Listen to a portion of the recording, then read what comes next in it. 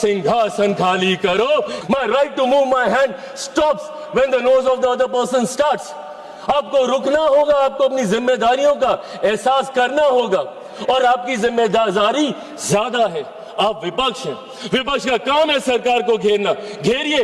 रोज सुबह हम मंत्री तैयारी करके आते हैं, रात रात भर हम लोग बैठते हैं कि कल सदन में सवाल है, पूछिए सवाल, देंगे हम जवाब। अकाउंटेबिलिटी तय कीजिए, बट अकाउंटेबिलिटी तय करने की रिस्पॉन्सिबिलिटी आपके ऊपर है।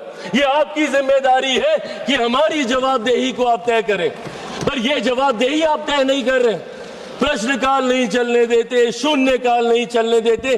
क्या ये वो मंच नहीं है? सदन में सिर्फ आप एक विषय पर बोलेंगे तभी आपकी बात दर्ज की जाएगी। और यही कारण है कि एक के बाद एक देश की जनता इन्हें नकारने का काम कर रही है।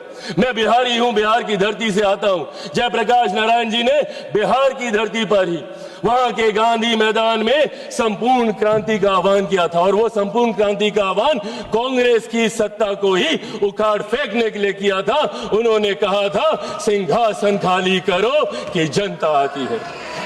और आज वही काम देश की जनता के समर्थन से मेरे प्रधानमंत्री कांग्रेस मुक्त भारत करने का कर रहे हैं। क्यों? क्योंकि आपका आचरण ऐसा है। इस तरीके के आचरण को कतई नहीं स्वीकारा जा सकता। सदन में इस तरीके से आना, टेबल पर चढ़ जाना। मैं खुद सनातनी हूं, मैं मानता हूं अगर ये लोकतंत्र का मंदिर है तो यहां पे रखे कागज, टेबल, कुर्सी मां सरस्वती का रूप है। किस तरीके से आप कागज फाड़ते हैं, एसडी साहब के टेबल पे आप खड़े हो जाते हैं, चेयर तक आप जाने का काम करते हैं। इस तरीके का आचरण, और कैसे हम इसको न्यू नॉर्मल मान लें? क्योंकि ये आचरण निरंतरता में होता गया तो परंपरा बन जाएगी, और परंपराएं उदाहरण बन जाएंगी। और कल जो हमारी जगह यहां पे बैठा होगा वो आज का उदाहरण दे रहा होगा। इसीलिए जरूरी है आज की तारीख में हमें अपने आचरण को सुधारने की। एक के बाद एक, जब मैं विपक्ष की जिम्मेदारियों की बात करता हूं, लोकतंत्र की खूबसूरती है सत्ता पक्ष विपक्ष। जहां सत्ता अपनी बात रखेगी, विपक्ष अपनी बात रखेगा।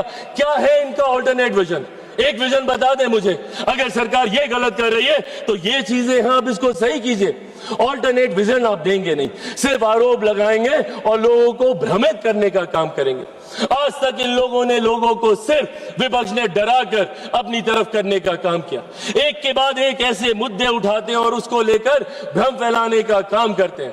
कभी सीए का मुद्दा उठाते हैं, हम लोग सदन में कह के थक गए भैया कि सीए का कानून एक ऐसे नागरिकता देने वाला कानून है जहां पे वहां दूसरे अल्पसंख्यक लोगों को नागरिकता देने का कानून है, जहां पे बहुसंख्यक ही मुसलमान है। अब मुसलमानों के बीच में जाके भ्रम फैलाना, नागरिकता छीन ली जाएगी, नागरिकता छीन ली जाएगी। किसकी नागरिकता छीन ली गई?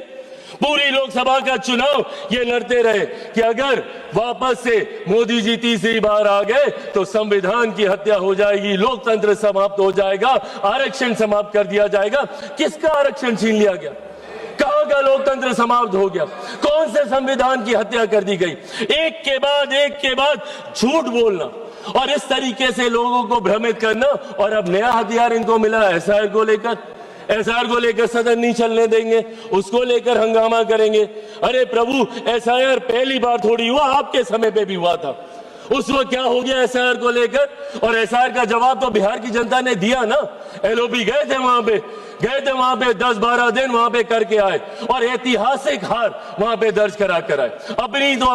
अपने साथी दलों की भी ऐतिहासिक हार वहां पे दर्ज करा कर आए। हकीकत यह है कि एसआईआर नहीं, जो ये वोट चोरी बोलते हैं, वोट चोरी नहीं, इनका जनादेश चोरी होता जा रहा है। और इस बात का एहसास इनको नहीं हो रहा। क्यों? क्योंकि ये अपनी अंतरात्मा में झांक के नहीं देखते। इनको आरोप लगाना है पर आत्ममंथन नहीं करना। इनको दूसरे से सवाल पूछने हैं बट खुद से कभी सवाल नहीं करने, और यही कारण है। और आज एक व्यक्ति का विरोध करते करते, मेरे प्रधानमंत्री का विरोध करते करते अब देश का विरोध करने लग गए। एआई समिट जहां पे अंतरराष्ट्रीय जगह से लोग आए हैं, इंटरनेशनल मीडिया वहां पे मौजूद है, और क्या कर रहे हैं आप? और एक ऐसा समिट जहां पे दूसरे देशों के राष्ट्रीय अध्यक्ष आकर हमारी प्रणाली की तारीफ कर रहे हैं, जिसका विरोध इन्होंने उस वक्त भी किया था।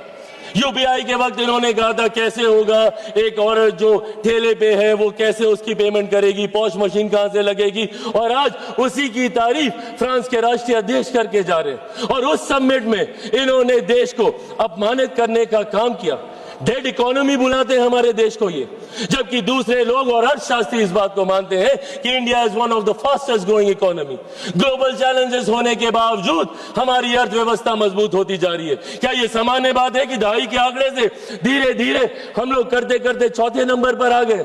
आने वाले दिनों में वो दिन भी दूर नहीं जब हमारा देश दुनिया की तीसरी सबसे बड़ी अर्थव्यवस्था होगा। और ऐसे में आप हमारे देश की इकोनॉमी को और हमारे देश की इकोनॉमी को हमारे ही लोग डेड इकोनॉमी बताने का काम कर रहे हैं। इसीलिए आज इस मंच के माध्यम से बस मैं ये आग्रह करूंगा, एक बार मदद कर दें, कहां पे दे तो दो। इसीलिए आज इस मंच के माध्यम से मैं आग्रह करूंगा और विपक्ष से भी करूंगा, and I think it's our collective responsibility. जहां चुनाव लड़ना था हम लोग लड़ आए, जितने आरोप प्रत्यारोप करने थे हम कर आए, और हमें कई मौके मिलेंगे। अभी फिर असम में मौका मिलेगा, बंगाल में मिलेगा, हर राज्य में मिलेगा। जब तक वन नेशन वन इलेक्शन नहीं आता, हमें हर दूसरे तीसरे महीने हमें मौका मिलता रहेगा आरोप प्रत्यारोप करने का। पर सदन को तो इससे बख्शे। Let it be a collective responsibility of all of us to come together। और यहां पे बात हो, और बात होनी जरूरी है। सहमति असहमति की बात नहीं है, बात होनी जरूरी है। आप अपना पक्ष रखें, हम अपना पक्ष रखेंगे, लोगों को उसके बाद फैसला करने दीजिए।